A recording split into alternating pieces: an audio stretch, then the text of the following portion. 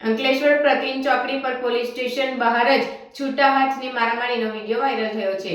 ગાડી અડી જવા બાબતે બોલાચાલી બાદ મારામારીમાં પરિણમી હતી। અગાઉ પણ કાર ચાલકે એક મોપેડ ચાલકને તમાચા ફટકાર્યા હોવાનો વિડીયો વાયરલ થયો હતો।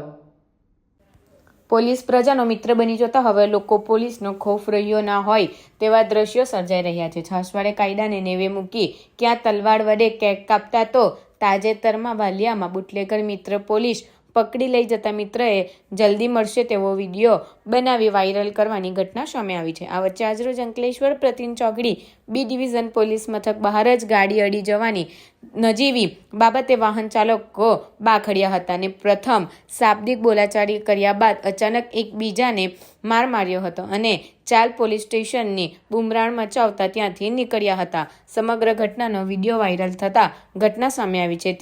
જ્યારે લોકોમાં પોલીસનો ડર રહ્યો ના હોય એમ જાહેરમાં પોલીસની હયાતી વચ્ચે પણ બાખડતા અચકાતા ના હોવાના આ કિસ્સો સોશિયલ મીડિયા પર હાલ વાયરલ થતા ચર્ચાનો વિષય બન્યો છે।